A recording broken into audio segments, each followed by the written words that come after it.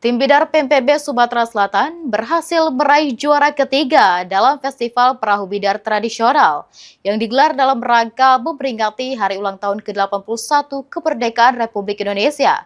Festival Perahu Bidar ini berlangsung pada 17 Agustus 2026 dan menjadi salah satu ajang pelestarian budaya sekaligus memeriahkan momen kemerdekaan.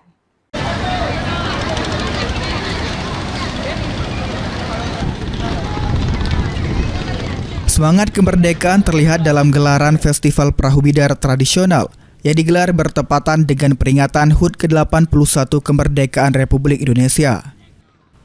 Dalam ajang tersebut, tim Bidar PMPB Sumatera Selatan berhasil menunjukkan performa terbaik dan meraih posisi juara ketiga.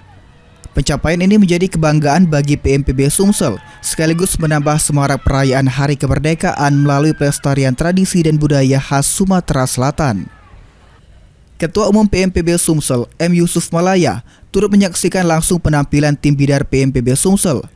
Bertempat di Kafe Agam Pisan Jilid 2, Yusuf Malaya memberikan dukungan langsung kepada para atlet Bidar yang membawa nama PMPB Sumsel dalam ajang tradisional tersebut. Kita kan baru pertama kali ikut, alhamdulillah PMPB sudah bisa merebut juara 3 dan kami selalu memberikan semangat dan insya Allah PMPB untuk tahun depan bisa meraih juara 1.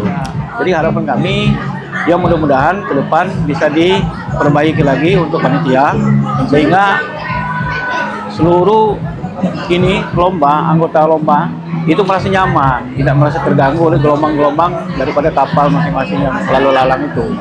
Saya sudah ngomong dengan kawan-kawan tadi, kalau bisa Bidar Sumatera Selatan ini untuk nanti kita mengadakan satu acara untuk perlombaan antar provinsi Bidar. Okay.